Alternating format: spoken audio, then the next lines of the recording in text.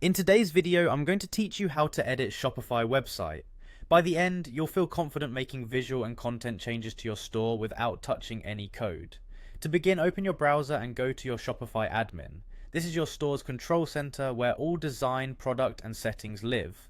Once you're on the admin dashboard, look at the left-hand navigation and find Online Store. Click that and then choose Themes. This area shows your current theme and any other themes you might be working on. From the Themes page, click Edit Theme. This opens the theme editor, a live visual environment that lets you change how your store looks. You'll see a preview of your site on the right and a panel on the left where you control the content and settings. Use the left sidebar to move between sections and pages.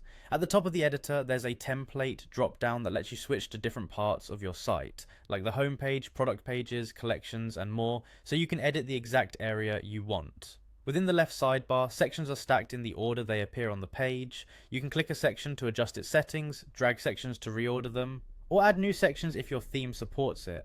Now make your edits. On the home page, update hero banners, headings, images, and buttons. Keep your message clear, and compress images before uploading for faster load times. In the header, update your logo, navigation menu, and announcement bar if your theme includes one.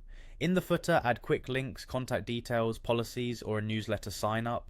For colors and overall styling, open theme settings in the left panel. Here you can set color schemes, buttons, and other design choices so everything feels consistent with your brand.